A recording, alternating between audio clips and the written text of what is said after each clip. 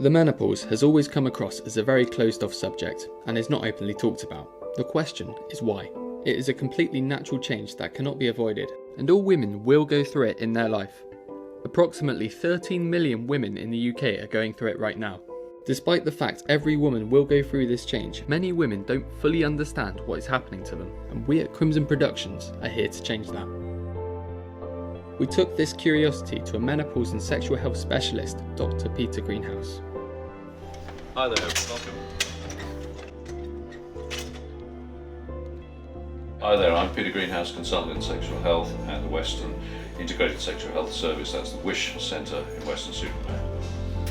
So the menopause is the time in a woman's life when her ovaries stop functioning and they stop producing estrogen. So this lack of estrogen profoundly affects women's health. It affects all aspects of women's health, from the way they think, the way they move, their joints, their heart functioning, and it's a very important time in a woman's life, and it's really important that it gets managed properly and that people understand what it is and why the treatments that are there are very, for the most part, are very good for the women that will use them. Menopause happens on average around age 51 to 52. That's the average age, but there's a range from about 47 to 55. There are still some women having periods out at 58, and a very small number of women who go through an early menopause or so-called premature ovarian insufficiency, where the ovaries stop working under the age of 40, but that's actually very rare indeed, about 1 in 1,000. Well, the most important changes in the menopause that are noticed by, about 80% of women get significant hot flushes and an inability to control their own temperature. These hot flushes can hit at almost any time, and they're particularly troublesome at night, where they cause difficulty getting to sleep, insomnia, and that translates into a sort of profound and unrelenting tiredness that goes, that affects all aspects of a woman's existence. The hot flush symptoms in some women can go on for an average of about 7 years, but there's some women who are still out 12 years after menopause, are still seriously troubled by hot flushes if they don't get onto treatment. The key to getting better management of the menopause is to get ahead of the game and understand the perimenopause. Now, the perimenopause can actually last from the mid-30s right to the mid-50s, and it's a time of fluctuation of estrogen levels, which cause many of these symptoms that we've talked about, such as temperature control problems, such as mood problems, but they happen at the same time that you're having periods as well. So not only have you got sort of menopausal-like symptoms, but you've also got heavy bleeding and other problems that come along at the same time. One particular case, I actually defended a woman in court who was only stabbing her boyfriend or otherwise attacking him on the day before each period. And obviously this is a pretty extreme situation, but it does occasionally happen. Perhaps we can be perhaps a little more poignant, is that a woman is much more likely to have suicidal ideation or to think about suicide, or actually to go through with it in the 2 or 3 days before the period. And once again, that is actually treatable as well. If you can treat with estrogen and a hormone coil. If you can actually suppress the cycle, you can suppress the cyclical fluctuation, then you can get on top of perimenopause and prevent these really difficult mood problems. During this interview, Dr. Greenhouse talks about an early menopause. Bridget Winterbourne was in fact diagnosed with this at the age of 42. So we brought it upon ourselves to interview her, as we were keen to find out more about her experience. Hi, I'm Bridget Winterbourne, and I'm here to talk about my experience of the menopause. In a month's time I will be 54, and fortunately or unfortunately for me, I started the menopause when I was 42. When I first started the menopause, my periods slowly stopped. They took about a year before they completely finished, and it was about 6 months after that I started to really feel the symptoms of the menopause. So I decided to go to the doctors because I was just feeling really low and I needed to get some help. But I didn't want to have antidepressants. I just needed help sleeping. I thought, if I get some sleep, then I'll be able to cope. Because I thought that the lack of sleep through the night sweats that's why I was feeling so anxious, so moody, not able to cope with life. So the reason the doctor said I had to go on HRT is because of my age, being 42, being young. My bone density would start to degrade and I would need some help with this. And after a couple of months, they gave me a pill to take, like a contraceptive pill. It's got estrogen in it, so it brings your levels back up to when you're menstruating. And I didn't have a bleed, so that was great. And within a few months, I didn't have any hot sweats. I didn't sweat through the day, and it worked for me. But I don't like being on any form of medication. I've got a really clean diet. I love exercising, hardly drink any alcohol, never have done.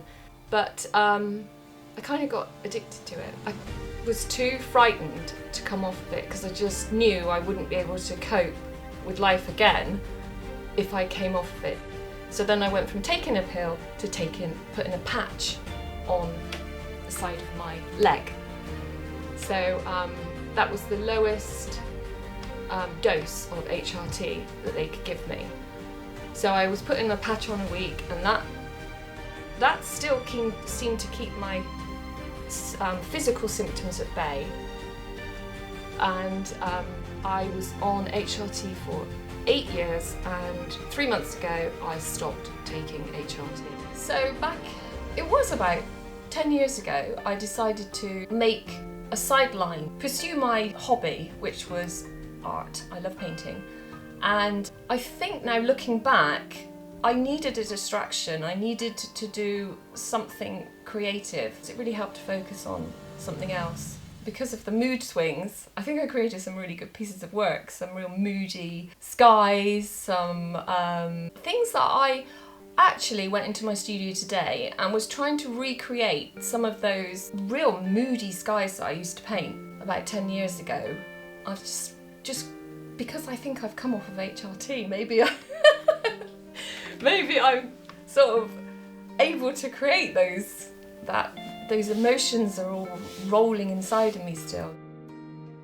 After our interview with Bridget Winterbourne, a woman living a calm and peaceful life as an artist, we wanted to have a different perspective to see if the menopause affects women living a much more active and intense lifestyle in a different way. So we interviewed a former world-class bodybuilder and gymnast, Claire Derham, who is now an intermediate boxer. She is constantly training and exercising because of a strong passion for sport. We go through her journey with her and her coach Ian, who is also now helping women going through the menopause to keep them fit and to help their experiences. I've been training Claire, I think, for about 2 years, maybe 3 years. I think that doing exercise during the menopause will help ladies because for lots of reasons, for their well-being. Obviously when you exercise, you're producing a hormone, which is a feel-good hormone, endorphins, and that's gonna make the ladies feel have a sense of well-being. Also, it's helpful to do something like boxing because it's an impact sport. So even in training, you're going to be hitting the pads, and this is going to increase your bone density at a time when bone density can decrease. So this would really, really help with the onset of osteoporosis. So it's, in that respect, it's very, very good. But more so, I would say it's really good for weight regulation, doing the sport, but also it's more about a sense of well-being, I would say. My name's Claire Derham, and I'm a mother of 2 boys. During my life I've always been really, really active. I love sport, I love walking, I love being outside, but then last year I had a bit of a blow. Out of the blue I had an unusual bleed, and it frightened me to death, and I didn't know what it was. I had regular periods at that time, general well-being, very healthy. So I got myself checked out through the GP. I had many scans. They did find a tiny ovarian cyst, which was a bit of a red herring. They thought this may have caused the bleed, but it didn't. And then they came to the conclusion that I was heading for a bit of a messy menopause.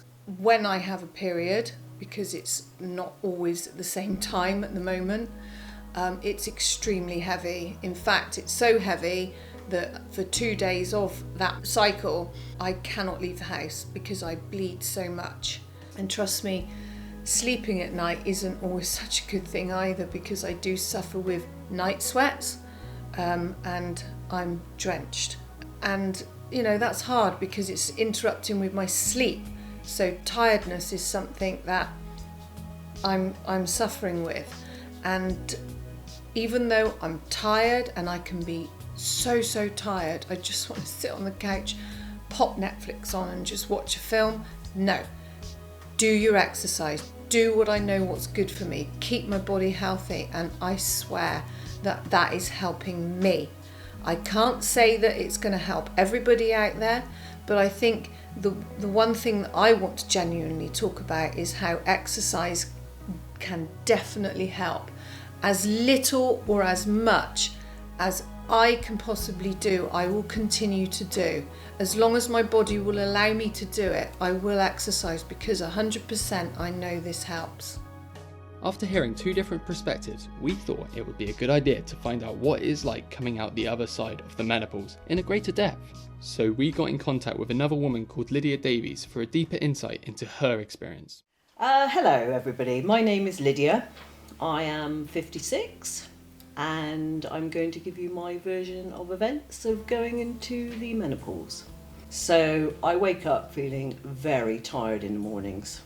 Some nights my sleep is really bad, and I can wake up in the morning and feel like I've been out partying all night. I actually feel like I've got a hangover, and it can make me feel quite unwell. So therefore I then tend to, in the evening when I'm watching the television, after probably about an hour, I've fallen asleep because I'm so tired. That has been one of the worst things for me since I've been in the menopause, is the lack of sleep. And I've had lack of sleep now for 6 years or so, and I find it really hard that I actually can't sleep a full night without waking up. The hot flushes, say they started in my early 50s. I never suffered any hot flushes during the day, funnily enough. All my hot flushes started in the evening, from around perhaps 7-8 o'clock in the evening, and then they would just come one after the other after the other. They were horrendous. I very often would have to take myself off out into the garden, take my t-shirt off, get air to the upper part of my body to try and cool myself down. And I had been known through the night as well to get up and go and sit in the garden with next to nothing on, just to go and cool myself down, because I just couldn't cope with the heat. So the hot flushes that I have had were quite horrendous. Now, the other thing I've done most of my life is exercise. I love exercise. I've done a lot of different types of exercise over the years, and I couldn't see life without exercising.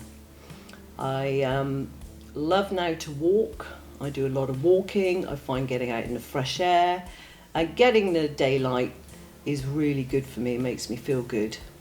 I feel now that I'm probably starting to come out of the menopause. My hot sweats have started to dwindle. I don't get as many now. I might get the odd one or two just happen randomly over the weeks, but very rare now do I get a hot sweat. From our documentary, we have concluded that all women clearly have a different experience going through the menopause. This statement is proven by the women we had interviewed. We found that if a woman had a hobby when they were going through the change, like Claire's boxing, Bridget's painting, or Lydia's love for exercise, this can create positivity towards the woman's mental health when going through this experience. We have also learned that there is no cure for the menopause, just distractions, but the best way to cope with the change is to embrace it and be open about it. People should be supporting one another and helping to make this a more open topic. It is natural and cannot be changed, but when feeling low, try to distract yourself from it. As shown in the interviews, you need to surround yourself with things and people you love and be open to your feelings and changes, because the menopause should not be an embarrassing or lonely time of your life. It should be a mark of a natural and beautiful change.